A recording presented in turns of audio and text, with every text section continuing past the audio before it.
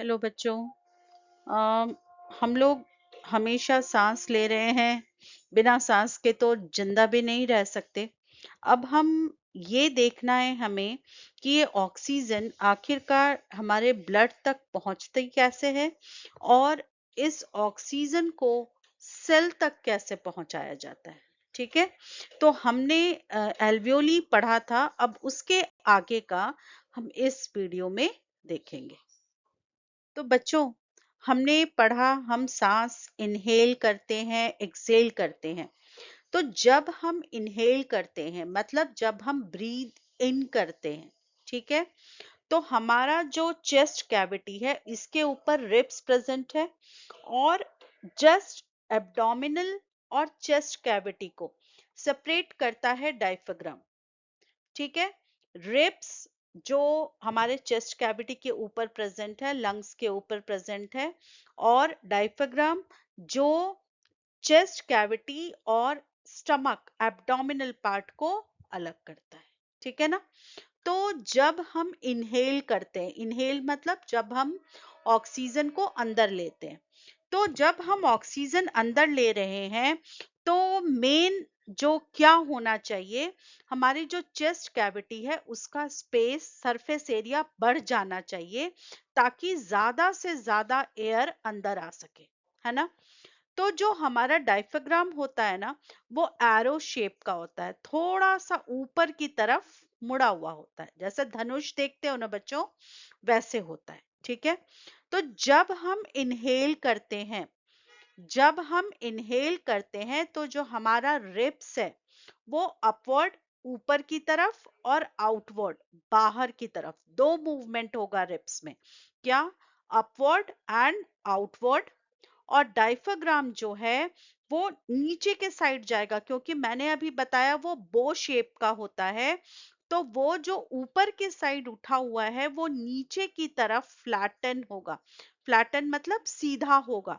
तो क्या हुआ, जब रिब्स ऊपर गया, बाहर गया और डायफ्राम नीचे आया, तो हमारा जो चेस्ट कैविटी था वो क्या हो गया, बड़ा हो गया, और ज्यादा से ज्यादा एयर जो है हमारे लंग्स के अंदर आया।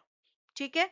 लेकिन जब हम एक्सलेशन कर रहे हैं, ब्रीद आउट कर रहे हैं, ठीक है, अब क्या करना है, हमारे लंग्स को स्क्वीज करना है, दबाना है, ताकि जो उसमें जितना कार्बन डाइऑक्साइड है वो बाहर निकल सके। ठीक है। तो अब हम क्या करेंगे, अब हम it is an involuntary process. तो हमारा जो रिब्स है वो अब क्या करता है, वो नीचे के साइड आता है और अंदर के साइड आता है। ठीक है। नीचे और अंदर के साइड, और डायफ्राम रिलैक्सेस, वो अपने पोजीशन पर वापस आ गया। अपने पोजीशन पर वापस आ गया मतलब अगेन वो ऊपर की तरफ ऐसे हो गया, फिर से वो डोम शेप का हो गया, बो शेप का हो गया। ठीक है। तो चेस्ट कैविटी का क्या हो गया, स्पेस छोटा हो गया, और जितना चेस्ट कैविटी का स्पेस छोटा हुआ वो उतना एयर सरफेस एरिया कम हुआ। तो वो क्या करेगा, उतना प्रेशर डालेगा और air will move out of the lungs. ठीक है। ठीक है बच्चों, अभी देखो, ये तुम यहाँ पे फिगर देख रहे हो, ये दो फिगर दिया हुआ है, एक इनहेलेशन, दूसरा एक्सलेशन। ठीक है। यहाँ जो तुम अभी ओरिजिनली जो ए में इनहेलेशन में जो तुम फिगर देख रहे हो ना, ये ओरिजिनल शेप है किसका, डायफ्राम का। और ये तुम रिब्स देख रहे हो, ये इनहेल कर रहा है ये रिब्स। तो इनहेल में क्या होगा, ये डायफ्राम जो है वो नीचे के साइड आएगा, नीचे के साइड आएगा और आके थोड़ा फ्लैटन होगा, एकदम स्ट्रेट नहीं होता, लेकिन हाँ थोड़ा फ्लैटन शेप में हो जाता है। रिब्स क्या हुआ, बाहर की तरफ और ऊपर की तरफ, आउटवर्ड एंड अपवर्ड मूव करेगा, and the chest cavity will increase. अब तुम जब देखो यहाँ दूसरे बी में एक्सलेशन में, जो तुम्हारा डायफ्राम था again it will come back to its original position, ribs will move back. Move back means it will go inward and downward, अंदर के साइड और नीचे के साइड आएगा। और डायफ्राम जो है वो अपने ओरिजिनल पोजीशन पे बो शेप है, डोम शेप है, ऊपर की तरफ चला जाएगा, सरफेस एरिया कम हुआ and air will be forced out. अब देखो बच्चों, अभी तक एल्वियोली में ऑक्सीजन आ गया। मैंने तुम्हें बताया था एल्वियोली के चारों तरफ क्या प्रेजेंट है, ब्लड कैपिलरीज प्रेजेंट है। उस ब्लड कैपिलरीज में कौन सा ब्लड है, डीऑक्सीजनेटेड ब्लड है। ठीक है, साथ में ब्लड कंपोनेंट आरबीसी भी प्रेजेंट है ब्लड में। उस आरबीसी में हीमोग्लोबिन प्रेजेंट है। इसके बारे में हम ट्रांसपोर्टेशन में और डीप में पढ़ने वाले हैं। ठीक है, तो आरबीसी में क्या प्रेजेंट है, हीमोग्लोबिन प्रेजेंट है। अब एल्वियोली में ऑक्सीजन आ गया है, ब्लड में कार्बन डाइऑक्साइड ज्यादा है, तो ऑक्सीजन का कंसंट्रेशन एल्वियोली में ज्यादा होने के कारण डिफ्यूजन प्रोसेस के थ्रू ऑक्सीजन एल्वियोली में से निकलकर ब्लड में आएगा। जैसे ही ब्लड में आएगा, वो हीमोग्लोबिन से अटैच होके ऑक्सी हीमोग्लोबिन बनाएगा। हीमोग्लोबिन को ऑक्सीजन के लिए बहुत ज्यादा एफिनिटी होता है। ठीक है, और वो ब्लड के हेल्प से different body cells, body tissues तक पहुंचेगा। अब वहां पर एनर्जी रिलीज हुआ। एनर्जी रिलीज होने के बाद एक वेस्ट मटेरियल में क्या बनता है, carbon dioxide.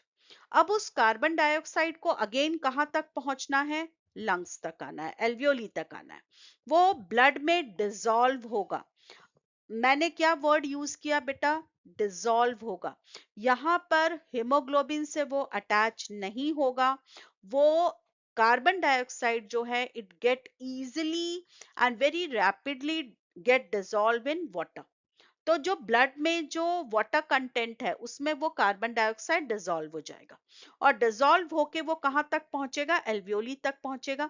Again same diffusion process से कार्बन डाइऑक्साइड ब्लड से निकलकर एल्वियोली में जाएगा, और एल्वियोली से जब हमारा चेस्ट कैविटी स्क्वीज होगा, कम होगा, फोर्स के साथ वो carbon dioxide will go out. अब एक क्वेश्चन बेटा जो एग्जाम में हमेशा पूछा जाता है, रेसिडुअल एयर। अब एक तुम बैलून ले लो, बैलून को दबाओ। ठीक है, उसका माउथ को ओपन रखो और उसको दबाओ। क्या उसमें का सारा गैस निकल जाता है, नहीं।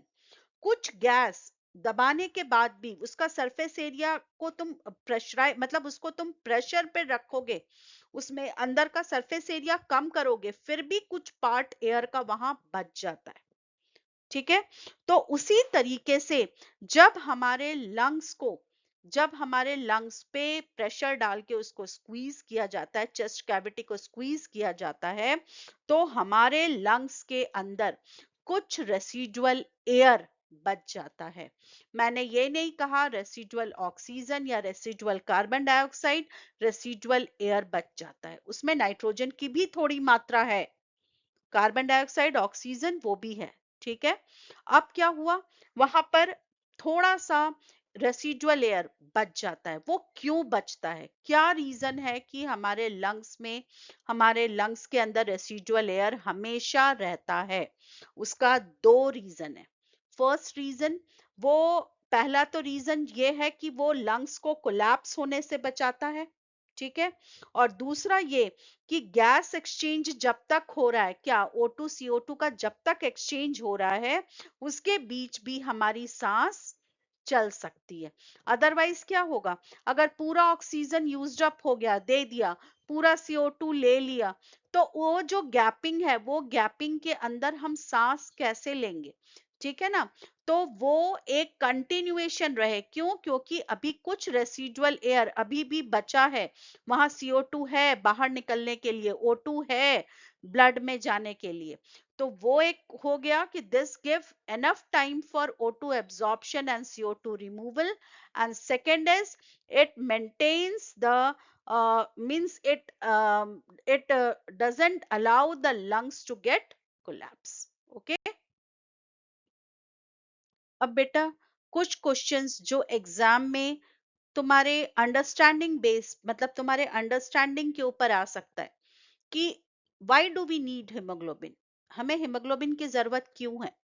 क्योंकि जो लार्ज एनिमल्स है, बहुत बड़े एनिमल्स हैं, लाइक अस, हम में डिफ्यूजन के थ्रू जो गैस है, जैसे O2 है, वो बॉडी के हर पार्ट तक नहीं पहुंच सकता।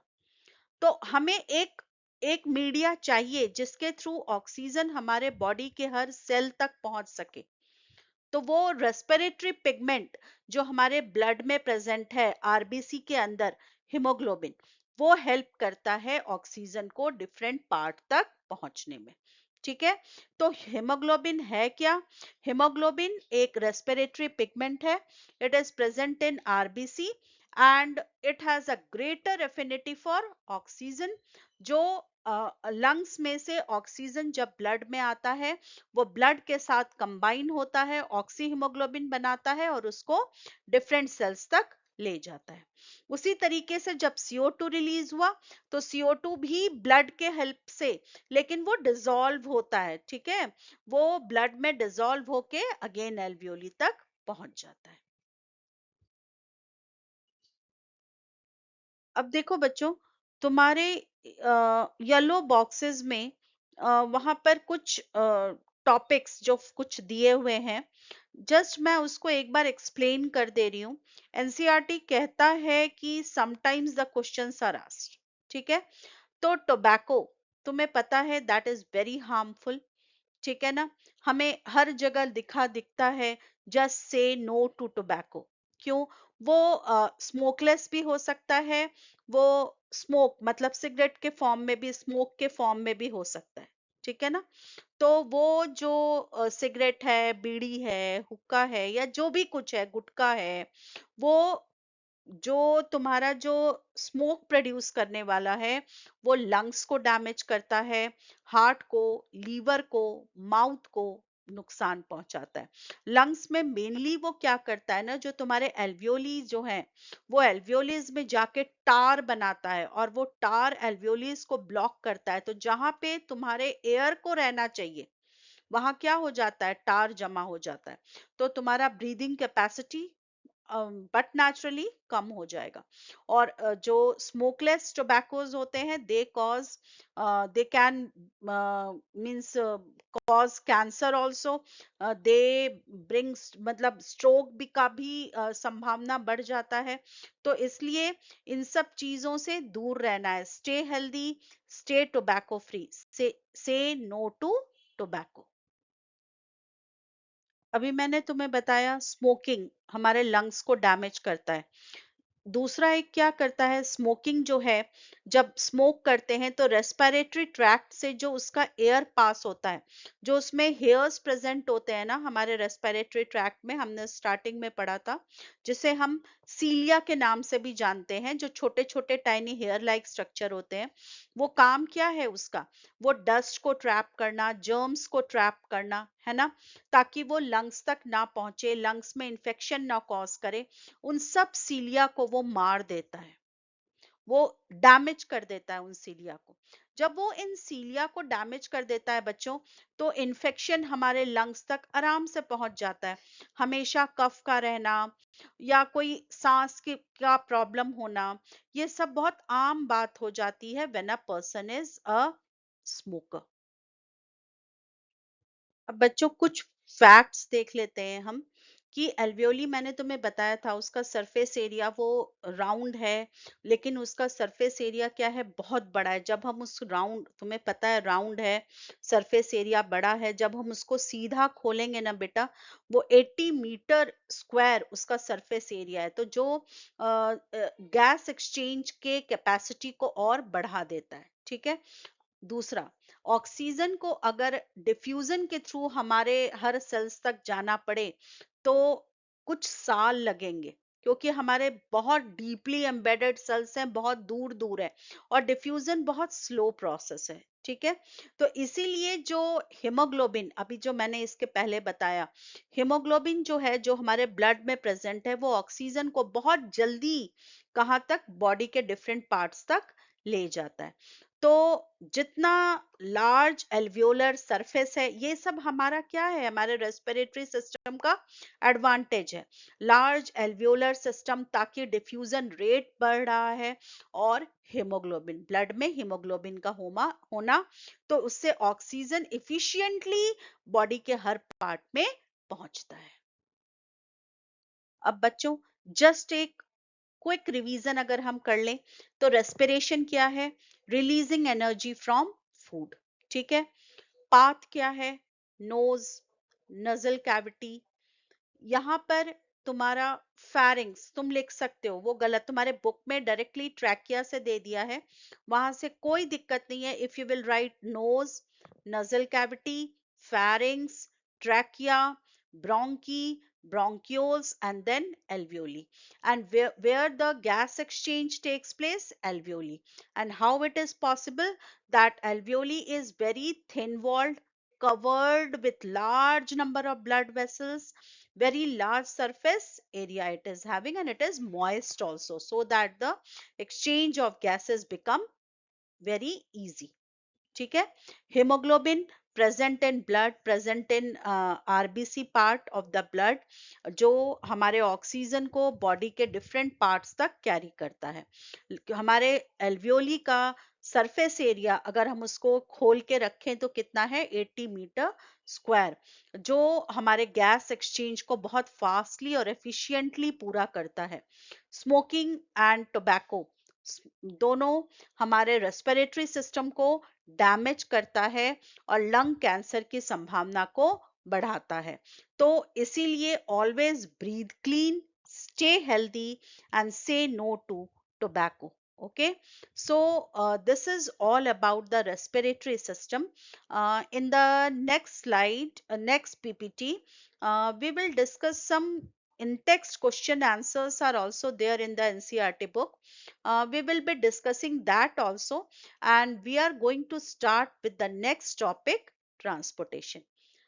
लेकिन उसके पहले अगर मेरी वीडियो पसंद आई हो, मेरा पढ़ाया हुआ समझ आया हो, तो काइंडली लाइक एंड सब्सक्राइब। और हाँ बच्चों, अगर कुछ भी कंफ्यूजन है, कोई भी क्वेश्चन है, you can ask me in the comment box. मैं जल्दी से जल्दी उसको रिप्लाई करने की कोशिश करूंगी। Thank you students.